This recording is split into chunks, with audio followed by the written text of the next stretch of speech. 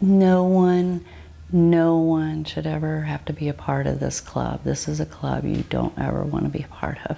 In 2016, Kelly Bauer's husband David took his own life. Look at us. We had the whole world was our oyster, our whole life ahead of us. Her love story with David began more than 30 years ago. We met when I had just graduated from University of Missouri.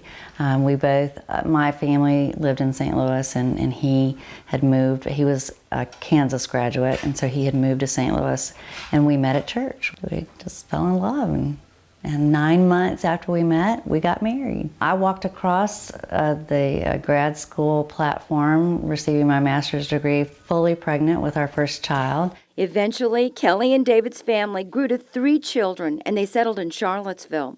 He worked as an interior architect, and she opened her own practice as a mental health care counselor.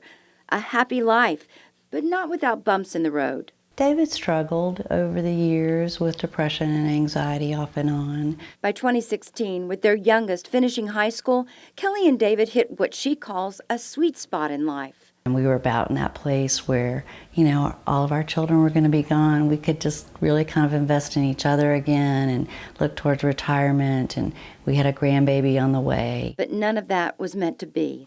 Kelly came home one evening to a violent situation. And I ended up having to leave our home that night because he was having such a difficult time and was so very angry, and went to stay with a friend. Late in the evening, she received a terrifying text. He told me that that I could find his body by our wood pile out in our driveway, and that I was to contact the Albemarle County Police. Sadly, David Bauer left his family no note, no reason for his death. But it is reason for Kelly to tell her story, both as a survivor and as a mental health care counselor for so many years. Some people are very good at hiding.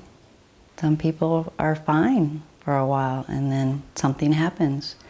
In this case, something happened. Something triggered off him on that day, at that time. And I actually did not have a clue. Stigma is a real problem. Dr. David Moody is a psychiatrist with Region 10 Community Services Board in Charlottesville. Suicide is usually an act of desperation. And it's not necessarily that people want to die, but they want to stop the pain. People don't say anything, they don't talk about it. Well, how did Uncle Billy die? Well, we just won't talk about that. And that's the problem. That's what keeps people from getting help. That's what keeps people from asking for the help that they need. And I think the first step is to just say, we do have to openly talk about this, folks. It's very painful. It's very ugly. When I was young, people would whisper the word cancer. And to see the evolution, we now have 5K runs that celebrate survivors of cancer. That's wonderful. We're not there with mental illnesses. There's still the stigma about that. The American Foundation for Suicide Prevention is trying to erase the stigma. The group started the Out of the Darkness Walk in 2002 to lift up survivors.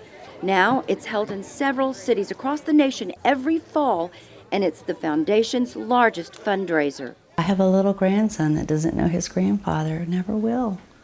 Another little grandbaby on the way. He missed out. He missed out on those blessings. My hope is that somebody watching who's contemplating it will reconsider.